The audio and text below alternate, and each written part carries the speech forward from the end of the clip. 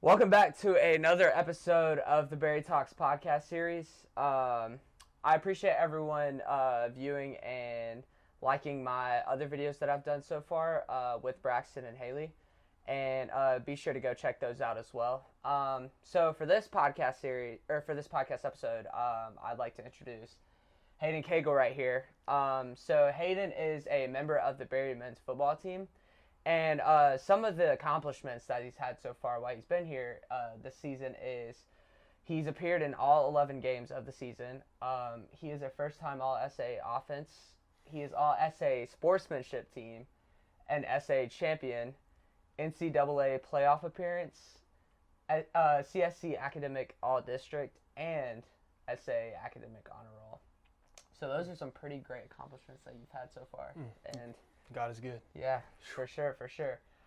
So I kind of want to get started and kind of ask you the first question of like, how did you decide to come to Berry and kind of like the process of getting there? No, for sure. So I played Carsville High School, so not far down the road. And my mom actually works at Floyd. So when Berry started their football team, my mom was like, "You're going to go to school here." And I was like, "There's no way. There's no way in the world I'm going to school at Berry." Yeah. And so with everything that happened and then COVID happened, it kind of shaped and differentiated things, especially with like the recruiting and everything.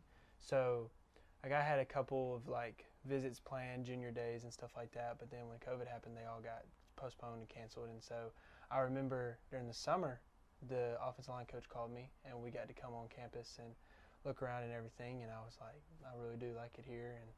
And then I was really sure of everything. And I was like, really liked it. I never got to see a game day because they always did it later. Yeah. And they had the spring and no fans were allowed and stuff like that. But then I remember praying about it and we just decided, we were like, yeah, like this is the place for us. And so, and I could stay with my sisters. So I have two sisters.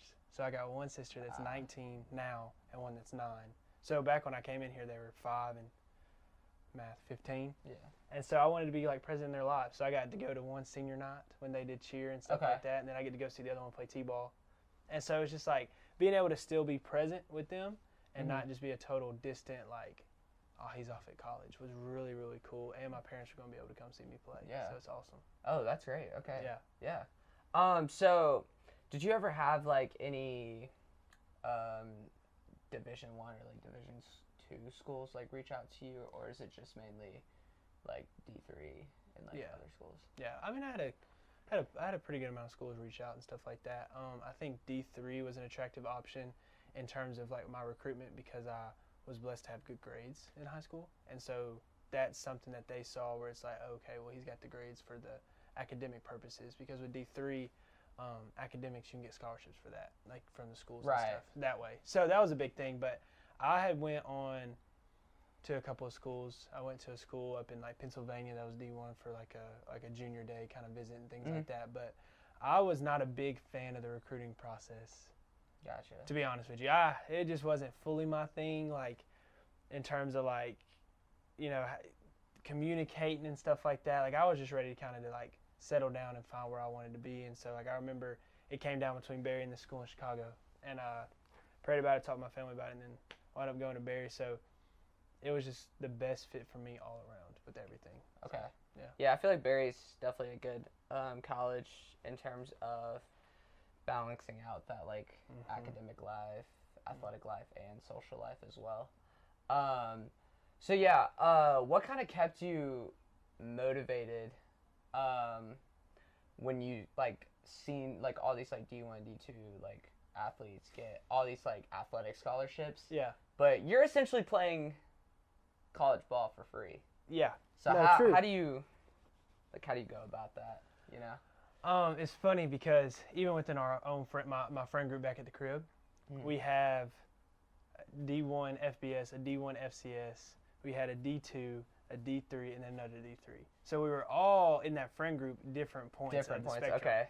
Yeah. So that was kind of cool because it's like you see some of your boys like balling out on TV and stuff like that, and then you're kind of like, I mean, we playing games too, but I think for me it was always like, especially the position I played as an offensive lineman, I was never the frame growing up as the offensive lineman. So I think for me it was just like it was a little bit more. It's a little bit different, just because like sometimes like reach and height helps and weight, you know, of course. But I think one thing is it's like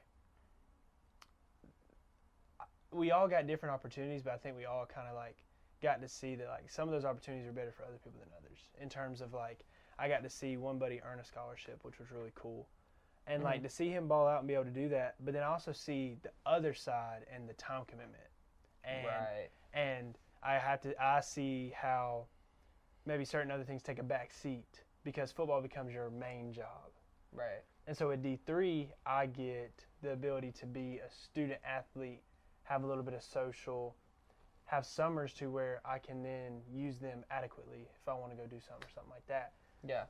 They didn't, you know, like they're locked in. So it's more of a business. More like a job to them. It's more of a job. Yeah. And are they balling out? They having fun for sure. Like they're having absolute, like they're feeling great. But the thing was though, it is a job. Like you're an investment at D1 because they're investing this money into you for what you're doing on the field, and you only get that guaranteed money for a year, and then you have to get renewed.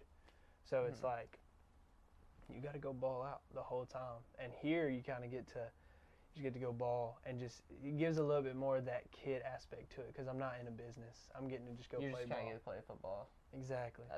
Okay. Yeah. So I feel like being able to, like I said, balance like all this out instead of like focus on that one sport is definitely a big like plus. Oh yeah. But have you ever like had any regrets like in your life of thinking like, yeah, I went D3, but like, what if? You know that what if of going D1 or like D2? Yeah. Because I mean, many people have walked on and done stuff, and like there's other ways.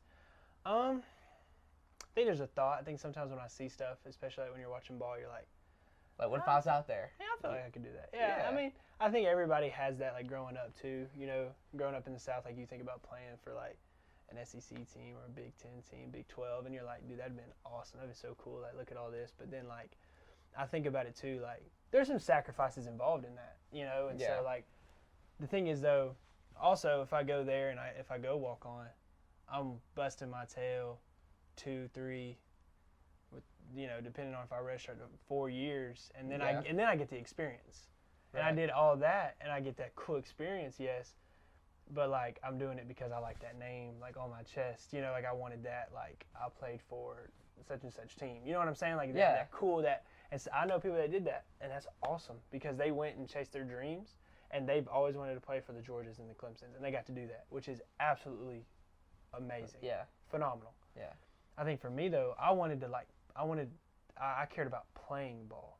So, for me, it was like, on that team, I wanted to, like, I didn't want to go somewhere and sit.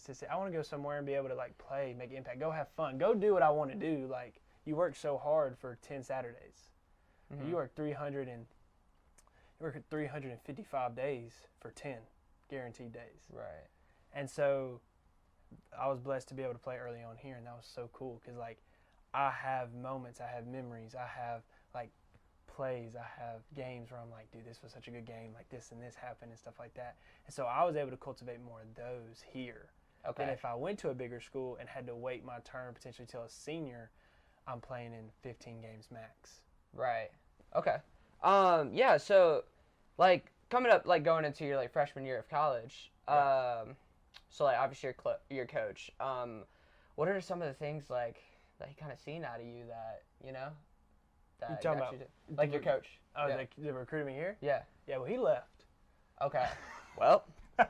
So look. So the one that recruited me here is the one that was here from the beginning.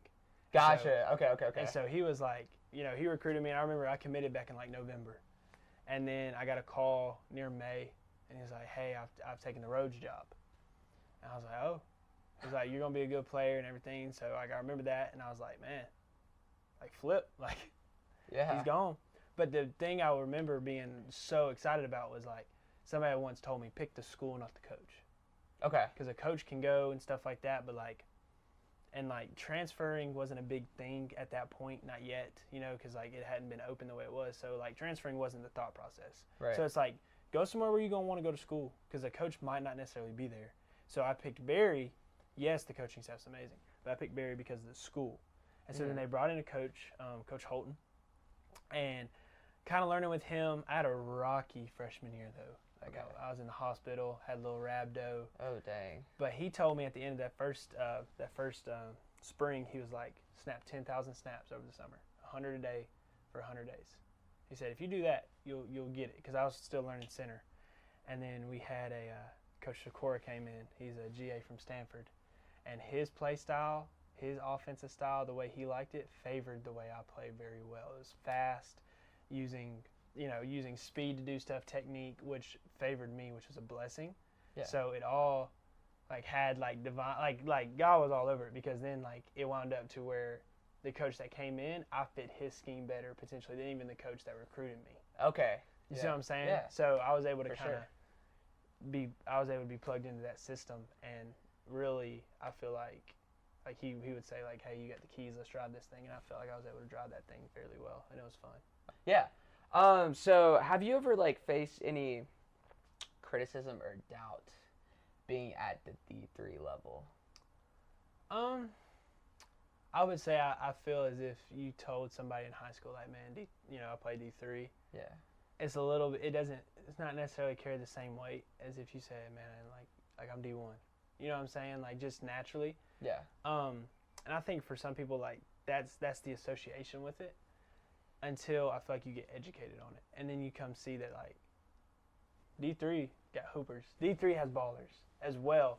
And especially now with some of the rules, it's about to get even more dense, because they're having the cap limits at D1 with 105 players, I think.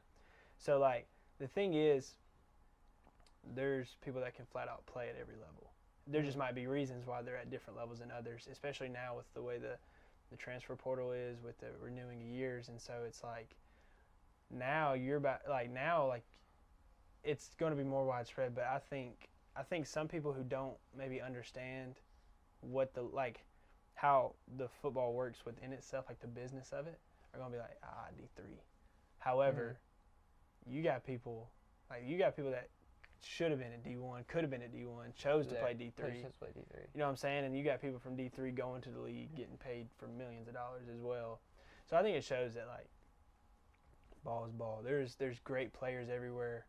Usually, and they're just sprinkled for whatever reason it is, they're here and there. Right. So so I kind of want to go through I know, I'm sure your friends have told you, your D1 friends have told you kind of what their training schedule and practice schedule is like. Right. So how is your practice schedule being at Berry at a D3 school compared to a D1 schedule? It's a little different. It's a little different. So Berry doesn't require you to be here over the summer for workouts. Okay. So we send out workout plans, but for instance, we had somebody interning for the Mets this year. So he was able to go do that, work that job, find a way to work out and get field work in on his own, but they're not limiting him from that situation. Okay. And I think also a lot of that goes into they're not paying they're not paying you any part of it. So they can't really tell you what to do, essentially. Yeah. In a sense, but also they're not going to hold you back, because it's that's how you get your money. That's the other thing. With grades, with scholarship, those things came at a precedent sometimes over football. If a lot of guys, if they had a scholarship meeting or a scholarship requirement, they might have to miss practice, because ultimately they know that's how that player is here. And I think about a lot of my buddies, they had to be there certain times during the summer and stuff, and it was required. Mm-hmm. But also their practices are a little bit more lengthier. We practice differently than other people. That we practice really fast. We practice efficient, and I think just Berry people are some of the busiest people I've ever met in my life. See, every episode that I've had, same conversation has been talked about. Right. Berry, every student at Berry is busy. No matter if they're an athlete or not. Right. And I think that's cool, because there's so much going on. Right. And I think to an extent, though, the way you practice and how we schedule things are directly related to that. So when we have conditioning in the off season, it's from that 11 to 12:30 little window. Yeah. It's not. And then when we work out, there's 3 different workout times. So that way you can fit one of those 3 different schedules. Yeah. And I'm not for sure, but I have a feeling at the other levels they're all working out. They're working out when you tell them to, and then your schedule shapes. And of course, you shape a couple classes around like when practices and stuff like that. Practice at a set time, but there's a little bit more give and take, a little bit more leniency, and I think coaches are aware of that as well. But I don't think it takes anything away from us. I think if anything, there might be some meeting time that we might not have, but I think it's cool to see when I drive by at like 12 o'clock or 11 o'clock on the afternoon, people are practicing, because I'm a gap person. Find the gaps that people have and then utilize them the best way you can.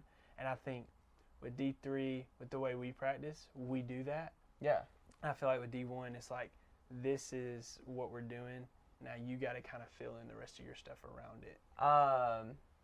Yeah, so so some people think that D3 football or whatever is considered slower, or like slower paced, or like less physical. Right. What do you have to say about that compared to like D2 and D1? I don't necessarily agree. I think sometimes you might have like some freak athletes at D1 and D2. Right. But I feel like, honestly, the big separation, besides maybe some of the size and weight of people, the biggest separation is outside the lines. When you get inside the lines, when you're on the field, the game's the game. Yeah. Now there might be a little bit more detailedness, or a little bit more like packages and stuff like that. But like this year, we added a lot of packages, a lot of things, and I just feel like you're going out there and playing ball. If you was at a different level, you're still going out there and playing ball. So at the end of the day, you're playing ball, and you're playing against people that you're going against, and it's still a competition. It's still a game. Yeah. So kind of going into like more of like the lifestyle things of like D1 versus like D3 and D2. So going back to the topic of like, you know how D1 players have all this gear, like all the top tier facilities and like all the resources. So what's something that D3 players have to make, or just being at Berry, what are some things that you have to make deal with? Like compared to like D1, like facilities or like resources and stuff like that. Yeah. And what are like some things that people don't realize that you have to like? Yeah. So I think, interestingly enough, one thing that like sticks out to me when I first came here. Now, we've gotten a lot better as we put more of an emphasis on it. So I want to make sure I say that, because we've gotten a lot better since I've been here. Yeah. It's more the nutritional side. And so like back in high school, we had people donate certain things. So we had Gatorade bars and like protein shakes after workouts and stuff, just readily available for us. Yeah. And so they would say like, hey, this ain't everywhere. Like, y'all, some people go to colleges won't like have this. And so when we first got here, you know, we weren't like, now we have fridges and we have core powers and stuff like that in the locker room. So like you can get one a day and stuff like that, which is a nice added bonus. And the thing is though, there's certain nutritional aspects to where, okay, the player, they know the player's needs. So there's nutritionists. So now we're going to fix this kind of shake or this kind of meal for him. Make sure he has these vitamins. Make sure he has this stuff. So he's replenishing, getting the proper nutrients, getting the proper replenishing and stuff like that. Like they have you on a plan. They have you in like some D1 levels have an athlete only dining court, like a dining hall. Yes. So then that way it's like, you know, structured towards athletes and what they need to a degree. And so like some have like meals set up to where they know I can get this, and I can choose one of these, and like all this stuff already built in. Yeah. And so here at Berry, you know, you have some nutritional things like that in terms of like I said, the core powers, or like some coaches will go out of their way and make sure to go to like Sam's and work out a deal with players to where they're getting them like multivitamins and stuff like that. Like my coach did that for me, which is such a blessing. Like he just truly cared for us. Got us protein bars, so before we go to practice, he made sure we had fuel. Because if you're not fueled up, you know, your brain's not going as fast. You can't think as fast. You know, you just feel fatigued. And so that's something like he did. And then we had liquid IVs and stuff, and we had snacks before games and stuff like that. But that consistent, constant nutrition, to where it's mapped out. We just right here, like, you know, when you're at Berry, it's very, hey, you need to eat this, this, and this, and this, and try to do this. And then it's like, now you got to kind of got to go figure it out. It's on you to do it. Yeah, like you got to go figure it out in D Hall. Like you need to look at like what you're eating, or if you don't have D Hall, you know, like what you're cooking needs to kind of emulate this and stuff like that. Whereas some of these higher levels, like you're saying, these D1s, like they have that food readily available. Yeah. And then just other things, but the other thing is too, these D1s have a lot of money that they generate and they're pumping in. Right. And that money's going back to their investment, which their investment's the players. Exactly. And so you get to see them, you know, they'll have, and now with NIL, you know, that's a big thing. That's a big thing. And something else that, like, I don't know if a lot of people understand or know, and I didn't understand until I got here. Mm-hmm. So since we don't have any scholarships, we're all dependent on our academics, yes, but a lot of us and a lot of people on the team are based, you get financial aid. Mm-hmm. Right, based on your income and stuff like that. Right. However, if you have any NIL deal that surpasses $500, you have to report that to the IRS, which then is added and affects your financial aid. Wow, I did not know that. So one thing that can happen is, so say like you pop off, right? Like you're just like you're that guy, right? And you sign, let's say a $10K deal with any sponsorship or something like that, or maybe a business in Rome. Mm-hmm.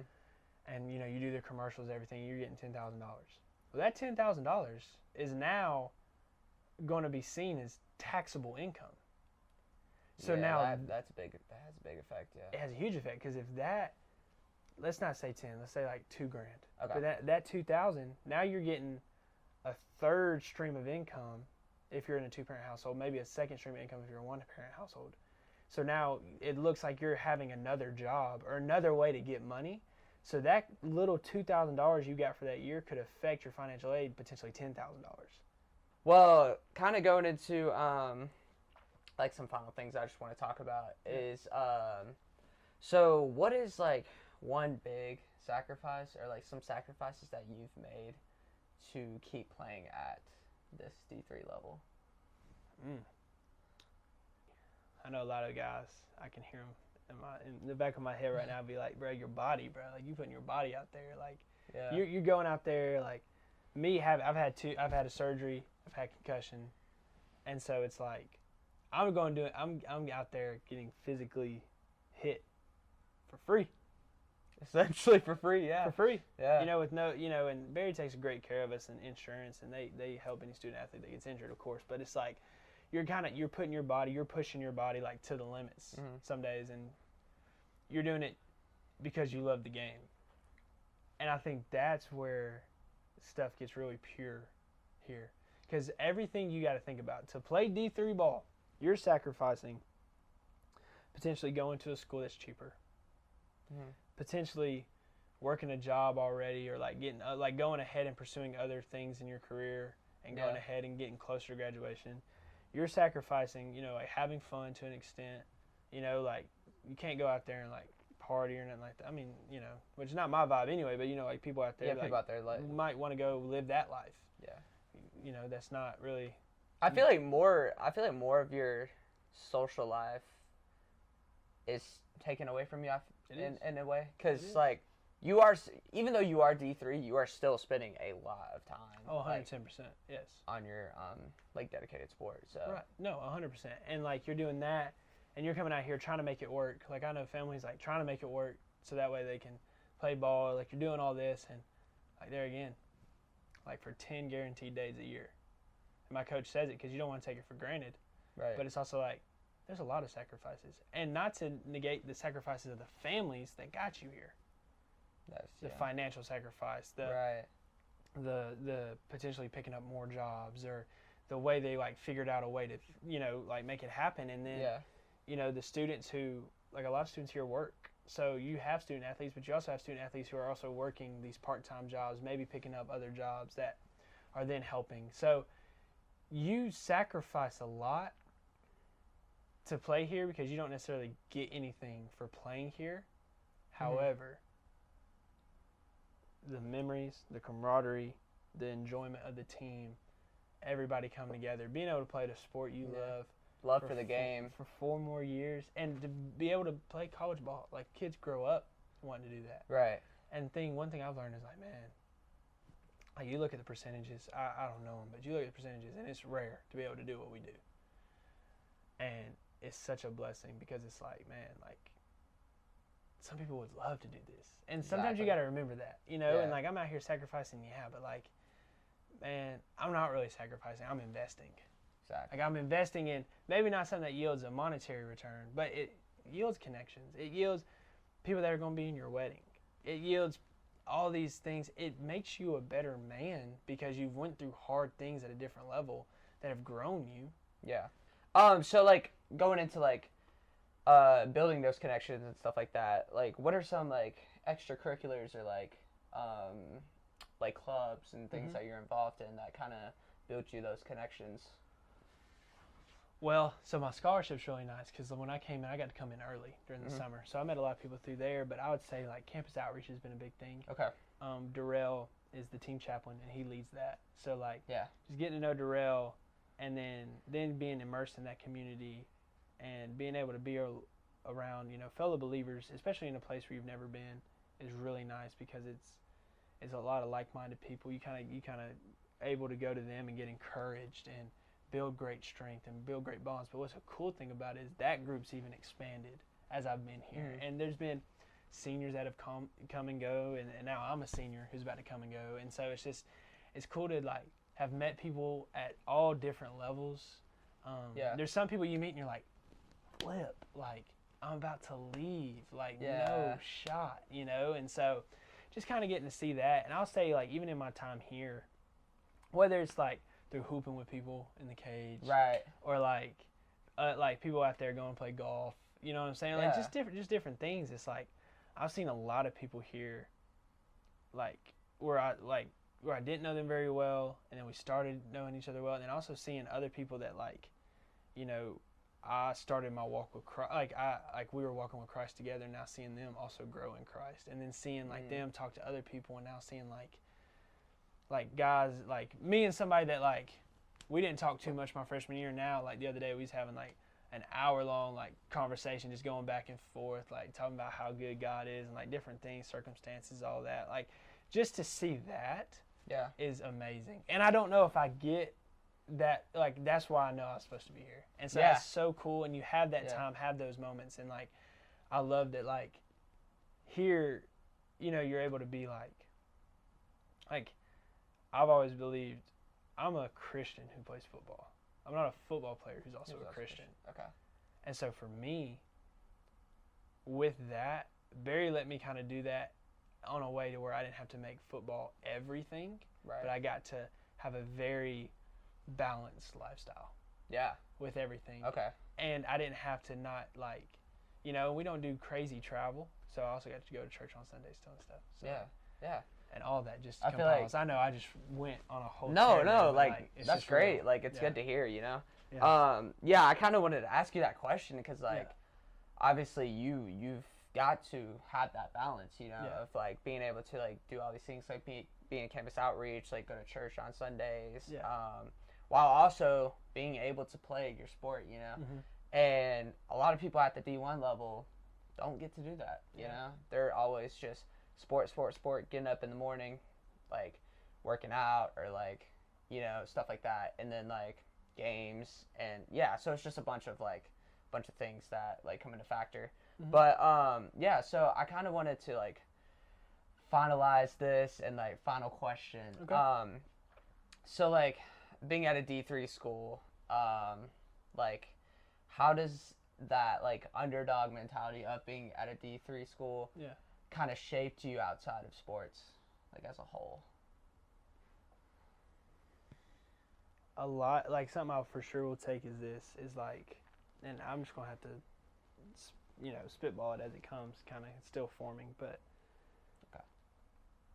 I've learned to have faith in Christ, even when it doesn't necessarily make maybe 100% sense, like why you're going somewhere, to have faith in Christ and go there and pour everything you have where you're at. Water all your grass where you're at. And don't necessarily worry about looking over the fence. Don't necessarily worry about looking left or right. And just be blessed for where you're at and just be all the way there. And because here's the thing, you're there for a purpose, you're there for a reason, and my purpose and my reason for being here was not just to play ball. Because if it was, man, I wasted my time. Right. My purpose and stuff here was to grow in all aspects of my life. Football helped me grow in aspects of my life that are amazing, like with determination, diligence, work ethic, all that stuff. But then also learning to grow and meet new people and learning to grow with people in community.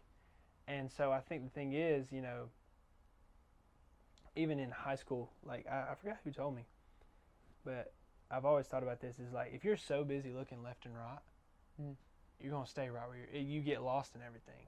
But if you're locked in on up and down, like where you're at and looking up at Christ and worried about that connection, everything else just seems somehow to like kind of take care of itself. Yeah. And so the thing is, I was always happy for my guys who went D1, went D2 and stuff like that. But like when we talked, it was just like we had the same experiences to an extent, you know, like we're doing that. And it's like, and that was their thing. But I'm grateful for where I'm at because I think this is the best thing that could have, like, this is the best situation I could have had. And I couldn't have told you that as a freshman. Right. I couldn't have told you that. So yeah. Like, hindsight's always always 20/20. You have to grow into it. You had to mature. But, like, so I guess I would just say, like, yeah, like, I think that's been, like, an amazing thing about it. And just, you know, trusting and having faith, and then just being a good steward of opportunities, and just diving in, being all in. Just being all in. And, and I think that if I would have gone somewhere else, I don't know if I get to, you know, do some things. I've got to do a lot of cool things. You know what I'm saying? Yeah. So it's like, even this is so cool. Like, bro, like, you know what I'm saying? Yeah. Like, this is really cool. Yeah. And so, even just small things like that, you're just so appreciative of them. And it's like, and I've been grateful. Yeah. So. Yeah. Well, that will conclude the episode of the BerryTalks podcast. And Hayden, I appreciate you for being on this. Appreciate you. You did a great job. Don't make me blush now. Yeah. So, so for our next episode of the podcast, I will be planning on posting in roughly a week or a week and a half. So just stay tuned in for that. And if you haven't already, go watch my previous episodes that I've already done with Braxton and Haley. And be sure to like and subscribe to the channel as well. And I appreciate everyone for watching. Thank you so much.